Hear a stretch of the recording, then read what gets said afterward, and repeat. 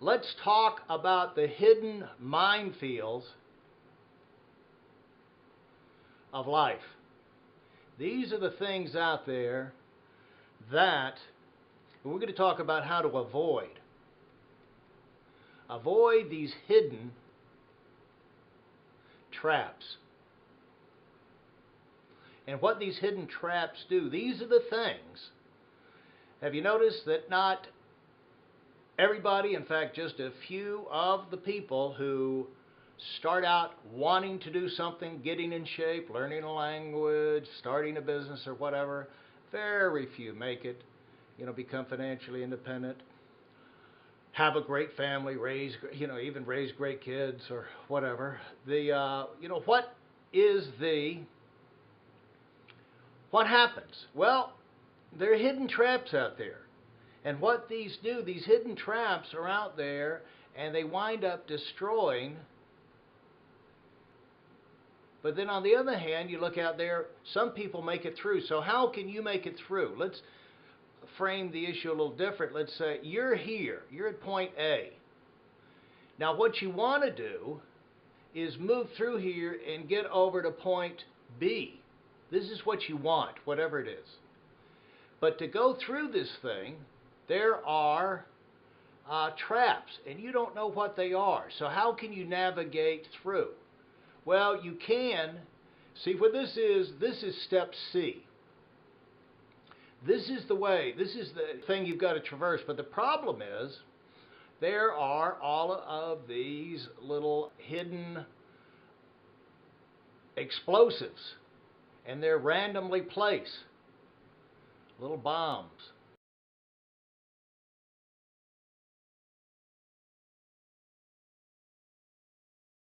What you have is a bunch of IEDs, these explosive devices, landmines, and they put them out there by the thousands in wars to keep the troops from coming through.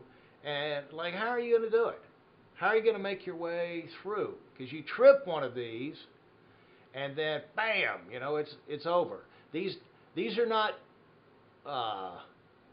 made particularly. These are impersonal. It doesn't matter who you are, you have to deal with these things. And so this is the territory you have to transition, the unknown, because you've never been through there before. And so in life, most of us, we get excited about things. We see people over here living a life. They're all excited.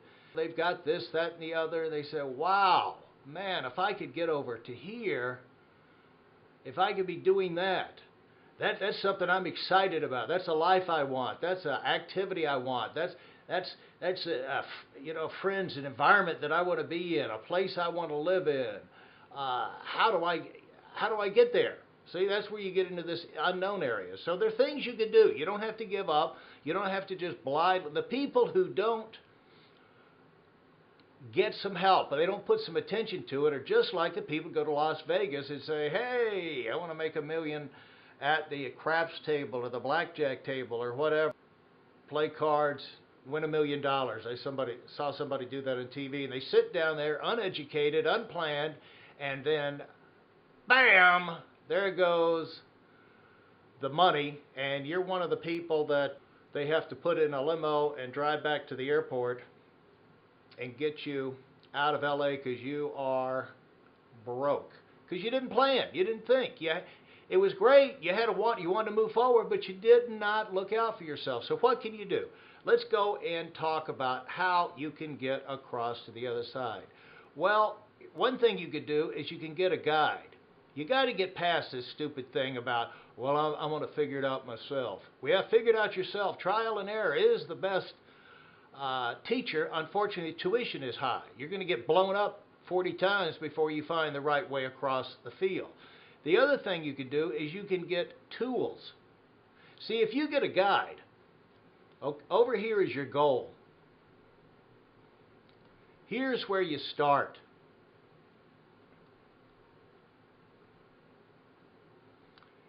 And all day long, people in life are getting things done, going places they've never done before. How are they doing that? Well, first of all, they get a guide. You ever heard of a mentor? So let's just say you get a mentor. Well, that mentor may tell you, this is the best place if you want to cross this river, if you want to get into this industry, start here. This is where your best way through. Now, nobody knows all of the way through. All you need to know is one way through. And so you get started, and so you're moving through. So this guy, so you put some little flags out, and you mark the way. And so he said, I've never been any further than this, into this deal, but I can get you this far. I've never been a professional musician, but I can teach you the basics of how to play the piano, the guitar, whatever. I've never actually run a marathon, but I can show you how to get yourself starting to get in shape. They can get you so far, but then you might get lucky and get a guide who could take you all the way through. Then you get tools can make a difference. See, if you get tools, they get out, they have these Geiger counters, you see them walking across these fields, people to do it, and they've got little tools that can say that they'll put in front of them, they'll probe, they'll be cautious, they have respect. So if you don't respect all of this area, it's going to bite you. But if you proceed cautiously and you find a guide who can take you as far as they can take you, then you get some tools if you have to go on your own. And they go, you're moving forward and it goes, ah, starts sounding the alarm. You go, uh-oh, I better go over here. And then it stops beeping. And so now you know to move over here. If you go too far, it starts beeping over there. So you go, okay, I got to get over here. And you start moving through. And now you've got yourself another little path you could do. And they have, what we're talking about is like a mine sweeper. You get the best possible. You can either get some little Geiger counter out of Uncle Charlie's garage that he hasn't used in 50 years, some out-of-date solution, or you can get state-of-the-art. You know, you can look for it and say, what's the best recent thing, the absolute best tools, you know, to get me through this thing. Then what you can do is you can get yourself some little flags to mark the way, where you've been, so that like if you have to go this way again, you've got some markers. They actually have channel markers here in all of the, you know, the inland waterway here in Palm Beach out in Lake Worth. And I think it's red flags on one side, or red markers on one, green markers on the other, and you can see where the deep channel is. And if you stay in between that, you know that you're going to be safe because the channel is deep enough there and you're not going to run aground. So you can put these little markers out there to save yourself in case you want to go through there again. And so you don't have to reinvent the wheel every time you go through it. This is why it takes longer to do something the first time, because you've got to find a way to get through. Once you find a way to get through, then you can go over and over again if you pay attention to how you traveled. But the time to figure out your system is after you've done it, or copying a guide's system or path, because that's proven. You see, you don't want to have to reinvent it every time. Part of the benefit of doing this is the fact that the next time you can do it so much quicker. That's why professionals look so elegant and efficient, because they've done it 100 million times, whatever it is in basketball or skating out there, twirling and flipping in gymnastics. They look elegant and efficient because they have refined themselves down. They know how to do it with the least effort and flopping and floundering around. Then you continue to cautiously move your way over, and you got your tools. That's okay, we dodge around there, and now, bam, we made it. We've arrived. Unbelievable. See, there's lots of paths to go through. There's lots of places you could start. And it's not really a debate. You don't really want to argue, is this the best? I just want to get to the other side. Somebody said, well, you should have started over here. You should have started over here. You should have started. Well, who cares? I got myself a way through. I did it. And the other thing is, it'll always be, if you mark, you mark your path, you can do it again, and you've got to do it step by step. You can't this is why growth and building is usually a little by little, slow growth process, because you're edging yourself your way through uncharted territory. And the thing is, as you're moving forward, you don't need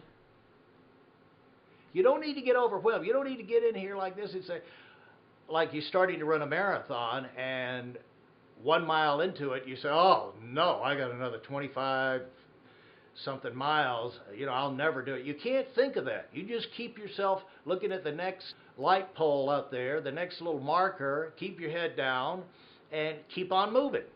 And if you're going to think about anything, to think about how far you've already come. So, because you only need the next step. So you're only going to make one step at a time anyway. Why worry about? Just keep your faith, keep your mental toughness going, and focus on your next step. So that's how you get through all of these hidden minefields of life, of things you don't go through.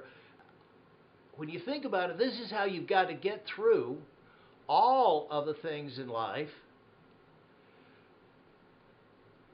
that you want to do.